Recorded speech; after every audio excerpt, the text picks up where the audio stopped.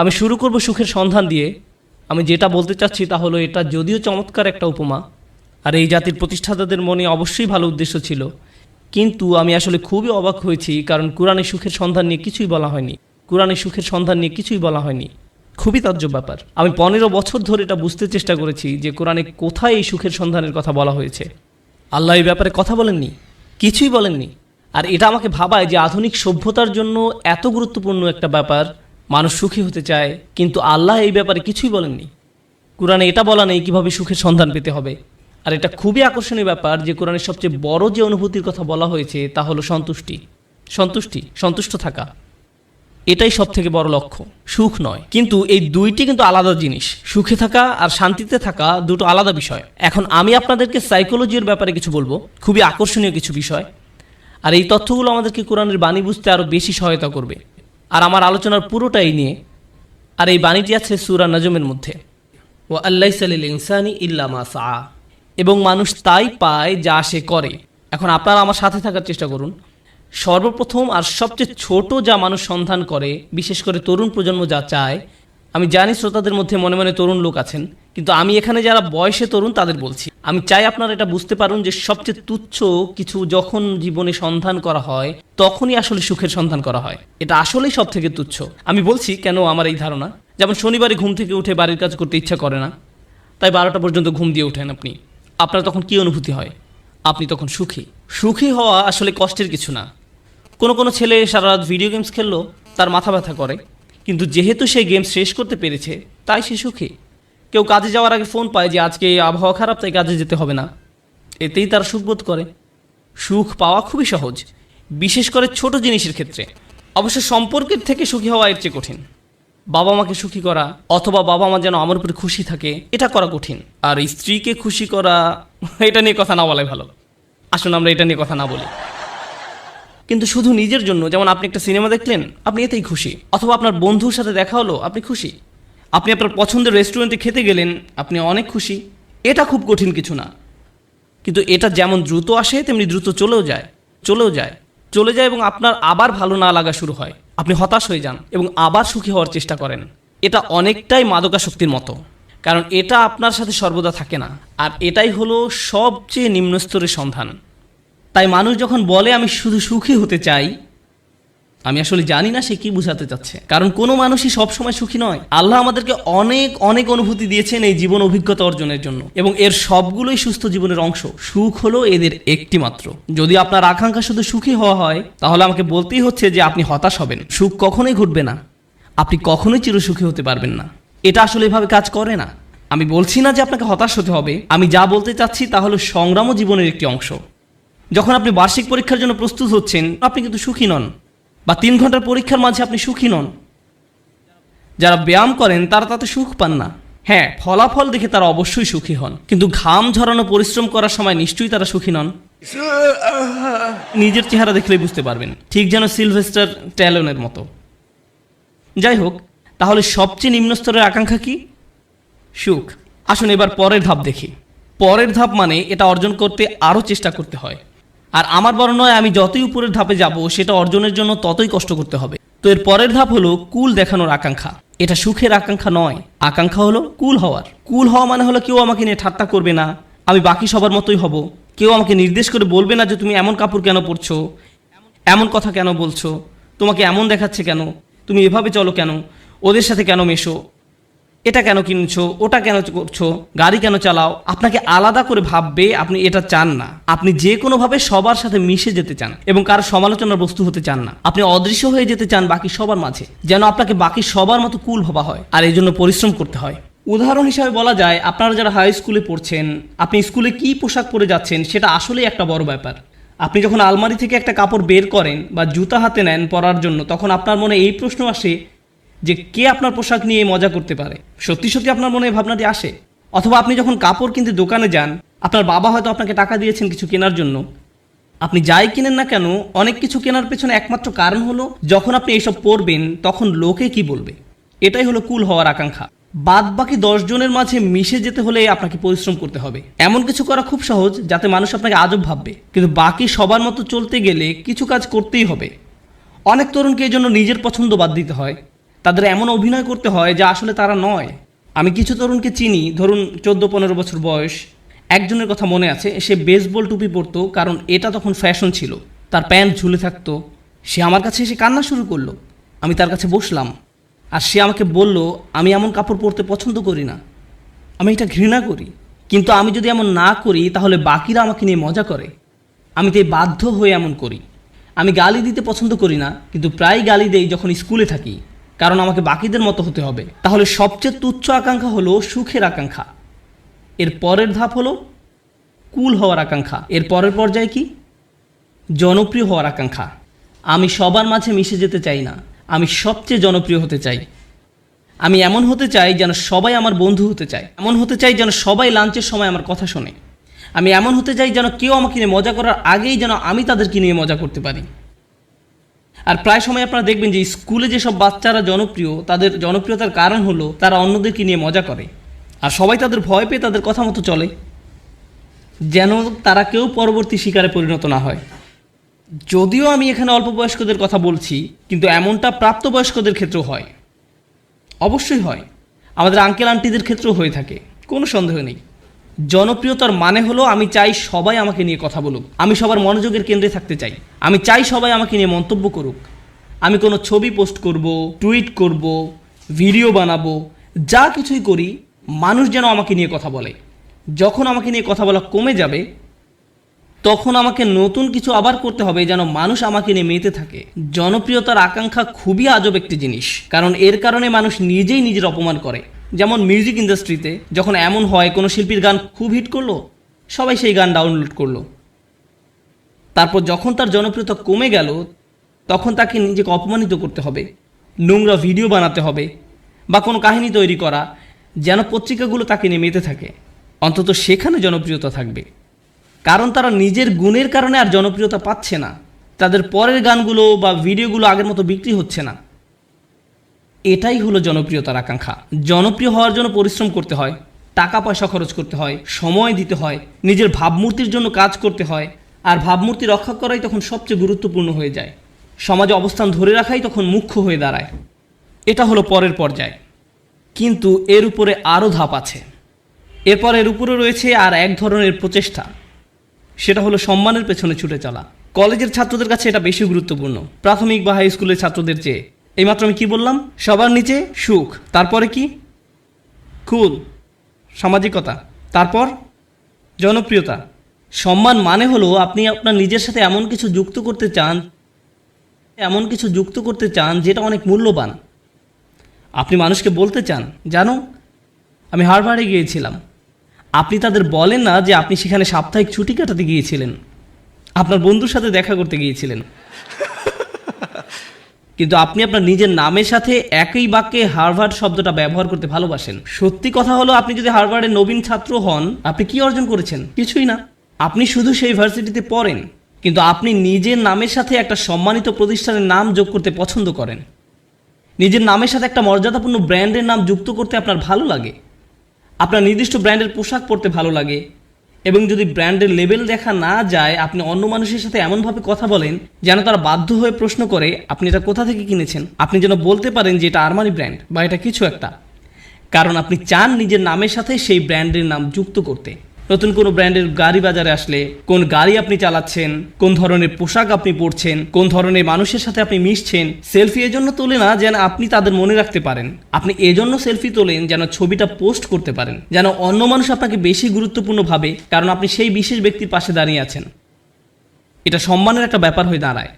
ছবি তোলা যদি শুধু আপনার জন্য হয় তো দারুণ ব্যাপার, কিন্তু এটা আসলে অন্য মানুষদের জানানো যে আপনি কতটা অসাম, অন্যদের সাথে মিলে কোনো কিছু অর্জন করতে পারার জন্য নয়। কিন্তু মুসলিম সমাজে অন্য এক ধরনের মর্যাদা আমাদের বাবা মারা অনেক সময় পান, আর তা হলো তারা তাদের সন্তানকে হাফেজ বানাতে চান। এবং ডাক্তার। আর যদি হয় হাফেজ ডাক্তার তাহলে তো কথাই নেই, তারা দিন ও দুনিয়া দুটোই পেয়ে গেছে। রব্বানা আতিনা ফিদ দুনিয়া হাসানা ও ফিল আখিরাতি হাসানা, কাজ এখানেই হয়ে গেছে। কিন্তু তারা মানুষকে বলতে পছন্দ করে যে জানো সে একজন হাফেজ, কিন্তু দুর্ভাগ্যবশত এর জন্য আপনি আপনার সন্তানকে কোরআনে হাফেজ বানাননি। কিন্তু এমনটাই ঘটে থাকে। আমরা এখন কোন পর্যায়ে আছি? সম্মান। এটা অনেক বড় ব্যাপার হবে যখন আপনি আপনার প্রথম চাকরিটা পাবেন, হয়তো মাইক্রোসফট বা অন্য কোথাও, কে জানে। ধরেন আপনি বড় কোথাও চাকরি পেলেন, হয়তো গুগলে। তারা আপনাকে আপনার ব্যাজ দিবে, যেটা আপনি মসজিদেও পরে আসেন। যেন কেউ প্রশ্ন করে যে তুমি কি অনেক বেশি গুগল ব্যবহার করো যে তারা তোমাকে একটা বিশেষ ব্যাজ দিয়েছে, আর আপনি তখন বলার সুযোগ পান না না আমার সেখানে চাকরি হয়েছে। আপনি মানুষকে জানাতে চান যে আপনি কি অর্জন করেছেন। তাফাখুরুম বাইনাকুম, কোরআনে এটাকে এভাবেই বলা হয়েছে। অন্যদের দেখানোর ইচ্ছা যে আপনার কি মর্যাদা আছে। যাই হোক, আমি আবার একদম নিচ থেকে শুরু করতে চাই। প্রথমে কি ছিল? সুখ। দ্বিতীয়, সামাজিকতা। কুল। তৃতীয়, জনপ্রিয়তা। চতুর্থ, সম্মান। তার উপরে টাকার পিছনে ছুটে চলা। কিছু মানুষ আছে যারা সুখকে পাত্তা দেয় না, তারা সামাজিকতার কথা ভাবে না, তারা জনপ্রিয়তা চায় না, এমনকি সম্মানও নয়। একটা জিনিসকেই তারা গুরুত্ব দেয়, আর সেটা হলো টাকা। তারা জানে কিভাবে অনেক টাকা উপার্জন করতে হয়। এই মানুষগুলো ময়লা জামা, পুরনো ছেঁড়া জিন্স পরে থাকে, 88 মাজদা মিয়াটা গাড়ি চালায়, কিন্তু এই সব নিয়ে তাদের কোনো ভ্রুক্ষেপ নেই, কারণ তারা মাসে $10 মিলিয়ন উপার্জন করে। আমার এমন মানুষের সাথে দেখা হয়েছে যারা বছরে শত শত মিলিয়ন ডলার উপার্জন করে, এবং আপনি বুঝবেনই না সেটা, কারণ তার চুল উস্কো খুস্কো, তার মধ্যে এক অন্যরকম ভাব আছে যে সে ব্যস্ত, বা ব্যস্ততার জন্য নাও হতে পারে, কারণ সে এগুলো পাত্তাই দেয় না। সে শুধু জানে কিভাবে ব্যবসা করতে হয়। ব্যবসায় সে একটা বিস্ময়, আর সেটা নিয়েই সে শুধু চিন্তা করে। সে খালি এটাই চিন্তা করে যে বিক্রয় কিভাবে বাড়ানো যায়, কিভাবে ব্যবসার আরও সম্প্রসারণ হবে, কিভাবে আমি নতুন ওয়্যার হাউস খুলবো। সুবহানাল্লাহ, তারা অবিশ্বাস্য ধরনের মানুষ। যাই হোক, ময়ের উপরে উঠলে কি আরও কঠোর পরিশ্রম করতে হয়। সুখী হতে কোনো পরিশ্রম করতে হয় না, সবার মতো হতে কিছু পরিশ্রম করতে হয়, জনপ্রিয় হতে আরও কিছু কাজ করতে হয়, সম্মান বা সম্মানিত কিছুর সাথে জড়িত হওয়ার জন্য আরও শ্রম দিতে হয়, অনেক টাকা কামাতে হলে অনেক শ্রম দিতে হয়। এক অবিশ্বাস্য রকমের কর্মস্পৃহা লাগে, তারা কোনো বিরতি নেয় না। এর উপরে উঁচু স্তর আছে। যাই হোক, আমি যখন বলছিলাম কিছু একটা করতে বেশি শ্রম দিতে হয়, যখনই আমি কোনো উঁচু লেভেলের কথা বলি, আপনাকে সেখানে যেতে বেশি কষ্ট সহ্য করতে হবে, আপনাকে যন্ত্রণা সহ্য করতে হবে সেখানে পৌঁছাতে। সুতরাং আমরা এখন টাকার উপর লেভেলে আছি, আর টাকার উপরে সেই মানুষটা শুধু 1 নম্বর হতে চায়। তারা যে কোনো কাজে চরম উৎকর্ষতা অর্জন করতে চায়, তারা অন্যদের ছাড়িয়ে যেতে চায়। আমি শুধু আমার কোম্পানির প্রোগ্রামার হতে চাই না, আমি এই কোম্পানির শীর্ষস্থানীয় প্রোগ্রামার হতে চাই। আমি শুধু এই ক্লাসের ছাত্রই হতে চাই না, আমি 1 নম্বর হতে চাই। আমি শুধু এসএটি পরীক্ষায় বেশি নম্বর পেতে চাই না, আমি সর্বোচ্চ নম্বর পেতে চাই। আমি শুধু বাস্কেটবল খেলোয়াড় হতে চাই না, আমি এনবিএতে যেতে চাই, আর আমি এনবিপি হতে চাই। কখনোই খুশি হতে পারে না। তারা শুধু নিজেদেরকে আরো কঠোর পরিশ্রম প্রচেষ্টা চালাতেই থাকে, তারপরেও তারা নিজেদেরকে নিয়ে সন্তুষ্ট হতে পারে না। এই ধরনের মানুষরা তাদের কাজে চরম উৎকর্ষ অর্জন করতে সক্ষম হয়, সেটা পড়াশোনায় হোক, শরীরচর্চায় হোক, বা অ্যাথলেটিক হোক, তাদের কর্মক্ষেত্রে, তাদের গবেষণা যাই হোক না কেন, তারা তাদের শীর্ষস্থান অর্জন করা চাই। তাদের 1 নম্বর হতে হবে। নিজেদের নিয়ে কখনোই খুশি হতে পারে না। তারা নিজেদেরকে কার সাথে তুলনা করে এটা জানা খুব গুরুত্বপূর্ণ। নিজেকে তারা গতকালকের সাথে তুলনা করে। তারা আর কাউকেই পাত্তা দেয় না, কারো দিকে তাকায় না। তারা জানে তারা আরো ভালো করতে পারে, তাই তারা কখনোই সন্তুষ্ট হতে পারে না। তারা কখনো কাজ না করে বসে থাকে না। তারা সব সময় বলতে থাকে আমাকে আরো কাজ করতে হবে। অন্য সবাই হয়তো বলবে আপনি সত্যিই বিস্ময়কর, কি চমৎকার কাজ করেছেন আপনি, তো তাতে কি, আমি জানি এর চেয়েও ভালো করার ক্ষমতা আমার আছে। তাই তারা মানুষের প্রশংসা, সুনাম কিছুকেই গুরুত্ব দেয় না। যারা ভাবে যে তারা আসলে দারুণ কাজ করছে, কিছুকেই গুরুত্ব দেয় না। তারা চেষ্টা করেই যায়। আর এমন একটা উদাহরণ হলো মাইকেল ফেলপস, ঠিক কিনা? কত মানুষ তার প্রশংসা করেছে সব রেকর্ড ভেঙে ফেলার জন্য, কিন্তু আপনার কি ধারণা যে সে বসে ভাবছে আমি তো রেকর্ড ভেঙেছি, এখন আমার সম্মান আছে, তাই আমি এখন কিছুটা অবসর নিতে পারি? সে কি অর্জনের চেষ্টা করেছে? উৎকর্ষতা। তাই সে কখনোই সন্তুষ্ট হতে পারবে না। সে চেষ্টা করতেই থাকবে, মেশিনের মতো সামনে যেতেই থাকবে আরো দ্রুত গতিতে। এমন মানুষ দুনিয়াতে খুব কমই আছে, খুবই কম। অনেকেই এখানে বসে আছেন যারা স্কুলে পাশ করার গ্রেড পেলেই খুশি, তখনই তারা সুখের খোঁজে প্লে স্টেশন নিয়ে খেলতে বসে যায়। আবার এমনও মানুষ আছে যারা 99 পেলেও নিজের উপর অসন্তুষ্ট হয়, কিভাবে আমি এই ভুলটা করলাম। এমনটা সাধারণত ছেলেরা করে না, মেয়েরা করে। উৎকর্ষতা অর্জনের ব্যাপারে কথা বলতে বলতে আরও একটা কথা বলতে চাই, যে আমি জীবিকা অর্জনের জন্য কি করি। আমার সত্যিকার অর্থে কোনো চাকরি নেই, কিন্তু আমার ক্যারিয়ারের একটা অংশ হলো যে আমি কম বয়স্ক ছেলে মেয়েদেরকে আরবি শিখাই। এটা একটা বেশ ইন্টেন্সিভ প্রোগ্রাম। তাদের আরবি কিছুটা শেখাতে 9 মাস লেগে যায়। ক্লাসের অর্ধেক থাকে ছেলে আর অর্ধেক মেয়ে, 30 জন ছেলে 30 জন মেয়ে। মেয়েরা গত 5 বছর ধরেই পরীক্ষায় ছেলেদের চেয়ে অনেক ভালো নাম্বার পেয়েছে, খুবই ভালো করেছে তারা, কিন্তু ছেলেরা ক্রমাগতভাবেই খুশি। মেয়েরা সবসময় মন খারাপ করে থাকে, আমাকে বলে, উস্তাদ আমি জানি আমি 100 পেয়েছি, কিন্তু আমি নিশ্চিত নই যে আমি ঠিকমতো বুঝতে পেরেছি কিনা। এদিকে এক ছেলে 25 নম্বর পেয়েছে আর সে বলছে, ওকে ওকে আমি বুঝতে পেরেছি। আমি পুরোপুরি ভিন্ন প্রজাতির মানুষদের সাথে কাজ করছি, একই ক্লাসরুমের মধ্যে, তাদের পুরোপুরি ভিন্ন মন মানসিকতা। তাই আমার ছেলেদের বলতে হয় যে মন দাও, অপদার্থ কোথাকার, তুমি বোঝোনি, কিছু কাজ করো। আর এদিকে মেয়েদেরকে আমার বলতে হয়, ও শান্ত হ, তুমি ঠিকই বুঝতে পেরেছো। আমি তো ছেলেদেরকে বলতে পারি না হালকাভাবে নিতে, কারণ এর চেয়ে বেশি হালকাভাবে নেওয়া যায় না, এটা সম্ভব নয়। সুতরাং আমরা কোথায় পৌঁছেছি, কি নিয়ে কথা বলছিলাম? ও ঠিক আছে, আমাকে একটু সাহায্য করুন। একদম নিচ থেকে আবার শুরু করতে চাই। সুখ, সামাজিকতা, জনপ্রিয়তা, সম্মান, টাকা, উৎকর্ষ। উৎকর্ষের উপর কি থাকতে পারে? উৎকর্ষের উপরও একটা কিছু আছে, আর সেটা হলো প্রভাব। আমি কি পেলাম সেটা গুরুত্বপূর্ণ নয়। আমি গুরুত্ব দেই না যদি আমি অন্যদের চেয়ে বেশি টাকা উপার্জন করি। আমি পাত্তা দেই না যদিও আমি 1 নম্বর। আমার কাছে সেটা গুরুত্বপূর্ণ নয়। আমি অন্যদের জন্য কিছু করতে চাই, আমি একটা উত্তরাধিকার রেখে যেতে চাই। যখন আমি চলে যাব দুনিয়ার বুকে আমি আমার চিহ্ন রেখে যেতে চাই যে আমি কিছু একটা করেছি যেটা এই জায়গাটাকে অন্যদের জন্য আরও ভালো জায়গায় পরিণত করেছে। আমি প্রভাব বিস্তারকারী ব্যক্তি হতে চাই অন্য জিনিসের উপরে এবং অন্য মানুষের উপরে, আমার চারপাশের পরিবেশের উপরে। আমরা এখন অমুসলিমদের কথা বলছি, আমরা এখনো বিশ্বাসীদের কথা বলছি না। আমরা জানি এমন মানুষ আছে যারা MBA শেষ করেছে সবচেয়ে ভালো ভার্সিটি থেকে, যারা হয়তো লাখ টাকা স্যালারি পেতে পারতো ভার্সিটি থেকে বের হয়ে, তারা সেই বেতন ত্যাগ করে এমন প্রতিষ্ঠানে যোগ দিচ্ছে যারা সামাজিক দায়বদ্ধতার জন্য কাজ করে। তারা অনেক কম বেতন নিচ্ছে কারণ তারা টাকায় বিশ্বাস করে না, তারা অনেক বেশি প্রভাবের উপর বিশ্বাস করে। তাই তারা বরঞ্চ এমন প্রতিষ্ঠানের সাথে কাজ করছে যারা শিক্ষা পদ্ধতিকে পুনর্গঠন করতে সাহায্য করছে। বা কোনো ডাক্তার যে হয়তো অনেক টাকা উপার্জন করতে পারতো, যে রেসিডেন্সি শেষ করে কাজে যোগদান করতে প্রস্তুত, সেই সময় সিদ্ধান্ত নিল যে সে 3 বছর ডক্টরস উইদাউট বর্ডার্স NGO-তে কাটাবে। আপনি এমনটা শুনেছেন কখনো? আপনার জীবনের ঝুঁকি থাকে এদের সাথে কাজ করতে। যুদ্ধ বিধ্বস্ত অঞ্চলেরা মানবিক কাজ করে, কিন্তু কেন এই ছেলেটা যাচ্ছে, কেন এই মেয়েটা যাচ্ছে? কারণ পয়সা আসা শুরু করলে আমি কোন ধরনের গাড়ি কিনবো সেটা নিয়ে দুশ্চিন্তা না করে সে বেশি চিন্তিত পৃথিবীতে সে কি প্রভাব রেখে যেতে পারবে সেটা নিয়ে। তারা সাহায্য করতে চায়, তারা ভালো কিছু করতে চায়। আর এই ধরনের নিঃস্বার্থপরতা খুব কম মানুষেরই থাকে। এই মইয়ের যত উপরে আমরা যাই ততই কম মানুষ আপনি পাবেন। আর তারা বিস্ময়কর মানুষ। তারাই হচ্ছেন সেই মানুষ যারা দুনিয়ায় পরিবর্তন এনেছে।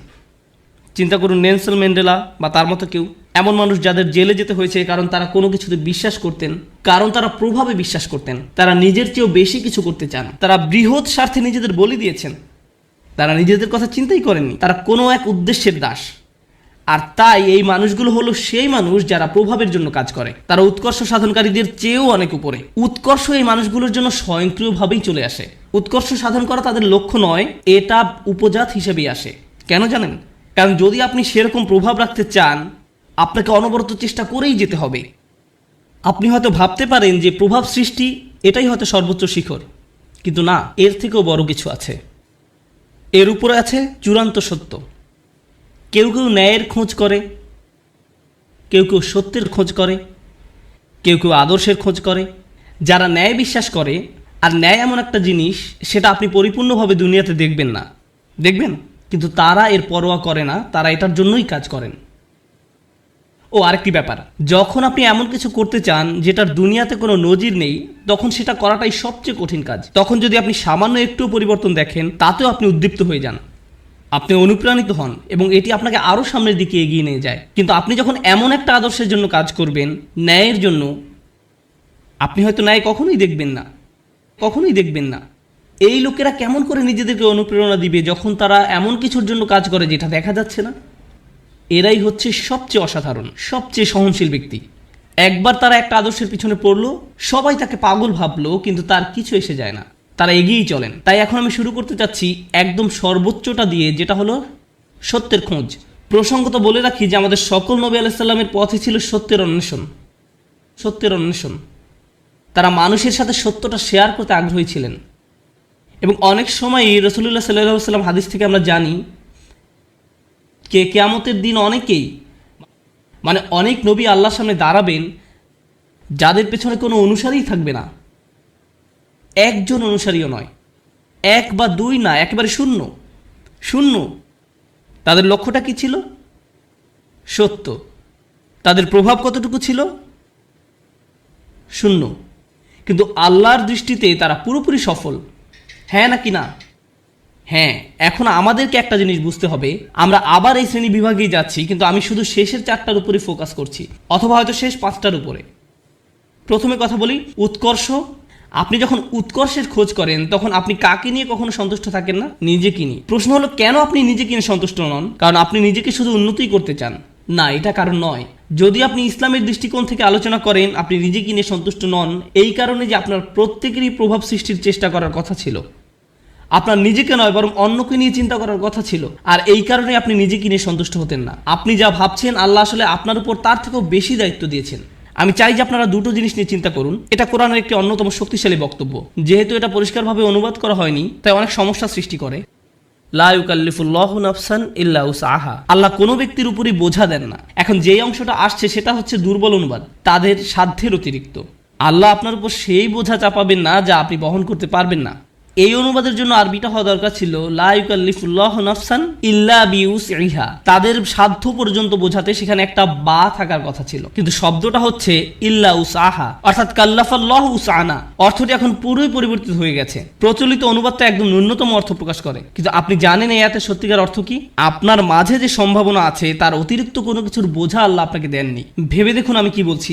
আল্লাহ আপনাকে এমন কিছু বোঝা দেননি যেটা আপনার মাঝে যেই সম্ভাবনা আছে তার অতিরিক্ত। আপনার মাঝে কি আরো উন্নতি করার সম্ভাবনা আছে? হ্যাঁ। আপনি কি আরো বেশি করতে পারতেন? হ্যাঁ। এবং যেটা করতে পারেন কিন্তু করেননি, আল্লাহ আপনাকে সেটার জন্য জিজ্ঞাসাবাদ করবেন।